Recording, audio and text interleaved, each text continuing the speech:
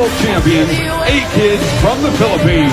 History has been made. Ito ang mababasa sa Facebook page ng dance group na A-Kids, ang naging representative ng Pilipinas sa katatapos lamang na World Hip Hop International Dance Championship. Ito'y matapos sa tanghaling kampiyon ang grupo sa varsity division na nasabing dance contest na nilahukan ng libu-libong dance enthusiast mula sa halos lahat ng bansa sa buong mundo. Naging history ang pagkapanalo ng kids ng gold dahil ito ang kauna-unahang pagkakataon para sa isang dance group mula sa Pilipinas na makakuha ng gold sa varsity division. Ayon sa grupo, hindi naging madali ang pagiging champion nila sa nasabing division dahil mga pinakamagagaling na dance group ang ipinadala ng mga bansang sumali, kaya't para silang sumuot sa butas ng karayom bago na ibulsa ang kampyonato. Sa unang salang ng grupo, pumanglima ang mga ito mula sa 55 dance group, habang pumangalawa naman ang mga ito sa semis sa ilalim ng koponan mula sa Korea. Ngunit pagdating sa finals ay itinodo na ng A-Kids ang kanilang galing.